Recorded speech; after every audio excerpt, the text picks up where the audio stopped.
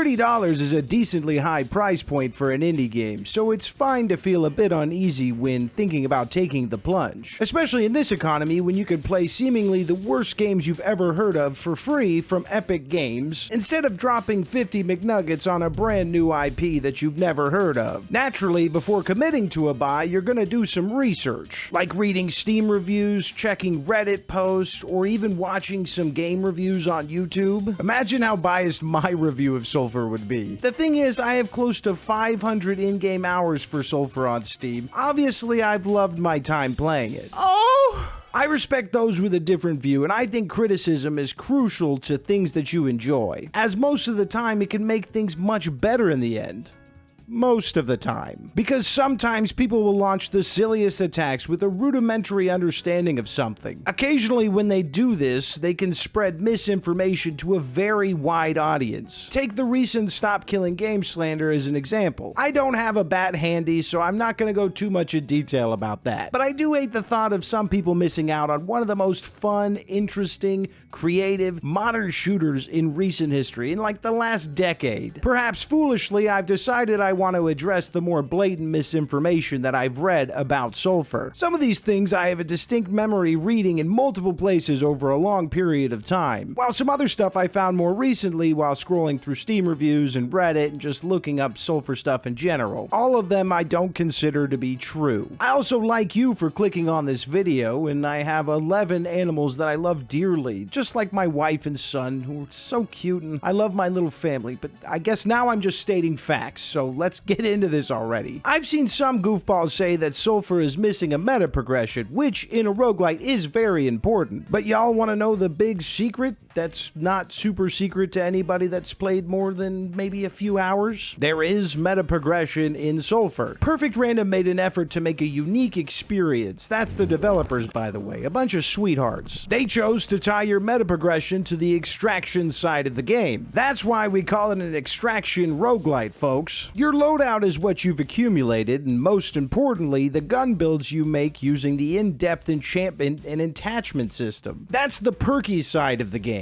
Consider each oil or scroll you slap onto a man-stopper to be your perk at the end of a roguelite level. If the freedom of choice in having hundreds of different enchantments to choose from with the oils and scrolls scares you just a bit, you can always use unlabeled oils and get rid of all that indecisiveness. Sure, you don't have to make any decisions at all, but you also can't complain if your gun turns into a shithouse and you can't do anything with it. That was up to you, mister, and you didn't want to make that decision. You could have had Carl's Jr. tonight, but instead you're getting Subway, and Subway has kind of been mid for like ever now. Has it ever been good? I feel like we always think Subway's been good at some point, but I don't know if I've ever had a good time eating there. Probably the funniest issue I see is the lag people get when stepping off of a ledge. Giant beads of sweat form as steam explodes out of their ears alongside their aggressively stretching face. It's buggy, unexpected, and it makes the player think the game is more unpolished than it should be. They've come full contact with Coyote Time, a brand new gameplay design that the world has never seen before. Oh wait, it's been around for years, it's just most games don't openly display the terminology that is Coyote Time? Based off of cartoons from the Cretaceous era, Coyote Time is simply the effect of walking on air after leaving a platform, and your gear and even some consumables can apply it to your character. So if that freaks you out, don't use any items that say they'll give you Coyote Time. I myself cut holy toast out of my diet hundreds of hours ago. First impressions are always important. In fact, I've had some homies tell me they hated my content on initial viewing. Luckily, they came around and my self-esteem only had to take a grenade instead of a nuke. I'm just playing though. I don't give a shit if people don't want my company. My estranged parents are proof of that. It's just like they told me early on, this is too hard and I'm not having fun. I've seen plenty of reviews and comments saying the same thing about Sulfur. Difficulty is subjective, I suppose. At least in the sense that some people are quick learners while others might struggle a bit. Nonetheless, Sulfur is supposed to present a challenge to all players in the early game. Jot down another tick for roguelite points because it does get easier as you go along. Maybe even right away with some crazy RNG in your favor. If you think you can get behind the flavor Sulfur brings to the table, whether it's the quirky art style, insanely wide selection of loot, or even the straight heat from the soundtrack, quick reminder reminder, if anyone says anything negative about the music in this game, I will take it personally. There's just some things us Sulfies don't play around with, and the 10 out of 10 soundtrack to this game is at the very tippity top. Don't make jokes about that, man.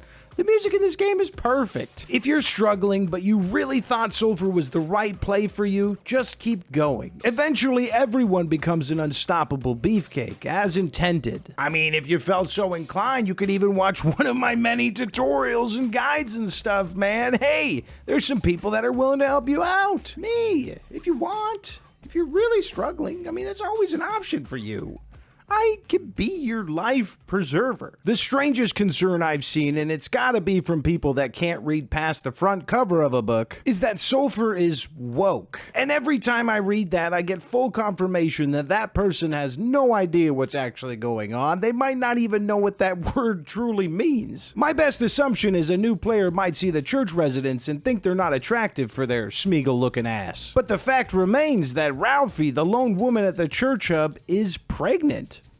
Checkmate, liberals. On a more serious, lighthearted note, you can unalive children in this game. How in the world do you get wokeness from something like that? There's also the baby goblins. They're a thing too. How about munching down on some used rubbers or glistening butt cheeks? The Rudolph knows. Sulfur is never trying to push an agenda to the player. Its one and only goal is to make a fun but challenging experience for anyone who plays it. I'd like to think I've been pretty kind to everyone that has a differing opinion to mine and just tried to present the facts, but anyone that says Sulfur is woke is just stupid. I'm sorry, you're stupid. You're stupid. I hope I've helped to clear up some of the misconceptions that I've read about this indie darling that myself and many others have taken very fondly to. I don't have an issue with ignorance. In fact, I'm very ignorant myself. But I don't want anyone to miss out on a refreshing take that is jokingly considered an addiction.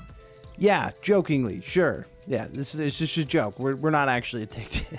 I simply just wanted to shed some light on this and hopefully give people a better idea of what Sulfur's really about. I do hope nobody takes that super personally. Except for the people that insult the music or call it woke. Those are stupid. Those are stupid things for you to say. Don't be so stupid when using your words. Consider a brain cellar too. Alright, maybe I'm being a little too harsh about the music thing. I guess not everybody enjoys amazing beats composed from multiple different people that know exactly what they're doing, because it just gets into your brain, and you can listen to this outside of the game. That's how you know a game is good, when you can listen to the soundtrack when you're not playing. That is Sulfur's soundtrack to a T. If you're not going to buy it, just go listen to the soundtrack on YouTube. At the very least, I do have some lesser known facts that I don't often see discussed. Please indulge me as I fangirl over some of the finer details about my favorite game, and some important information that you might want to know. For the families of 8 with siblings in different zip codes worried that they'll never get to spend the afterlife with some company, multiplayer has a solid shot of happening once the roadmap is complete and they hit their goal of 1 million wish lists or 200,000 sold. Which, if we're going off older tweets from around the launch of early access, I'd say we have a very good chance of that happening. You might look at Sulfur and think, wowee, that would be great on my PS5, Nintendo Switch 2, and smart fridge. And the developers agree with you, as console release is going to happen around 1.0, which will be sometime after Endless Mode. My favorite little chunk of trivia is that Sulfur is actually a Christmas game. I bet you didn't know that, huh? Well, have you ever considered being more Swedish? Because according to that clever gang over there at Perfect Random, the game is secretly all about Christmas. Because secretly Sulfur's this Christmas game. It's all about Christmas and Saint Lucia and sort of like the terror bomb. Yeah, and the Star Lads, Swedish Star Lads. What the fuck are they called? Do you know what that is? No. Star Boys. I might not be a religious person, but I don't like excluding others for their core beliefs and values. So anyone afraid of Sulfur being sacrilegious because of church being present and stuff like that, maybe like the father shirt and everything, you should know that the people at the church are the good guys, and you are one of the people at the church. In fact, you lead the church. You're the lead good guy, except for when you're unaliving those kids. But you don't have to do that. maybe. It's hard not to, because they just kind of get in the way. It's not really the best piece of hidden info, but I have seen a couple concerns about that in some odd places. Rest easy, y'all. We kick ass for the Lord. That's about all I got for clearing up some falsities. Please let me know if you've seen anything in the comments that you have concerns about. Maybe you need clearing up, or if you've seen some other concerns and complaints that you thought were hilarious and wrong. But only after I say thank you to the members of this channel who go out of their way to throw a little bit extra love at my family and I. They don't have to do that, but they do it anyways, and they're amazing people for it. Just look at them. They're all so great. Don't be afraid to drop some recommendations on videos in the comment section of the TMU Discord. I always make sure to take what you guys say into consideration when coming up with my next video idea. It doesn't have to be Sulfur either. It could be whatever you think you might want to see me yap about or help with or whatever you want. Just let me know and then I'll mull it over. I'll have a nice little sit down, a little brainstorm, you know what I'm saying? Now, you probably don't. This has gone on just long enough. The perfect length, really.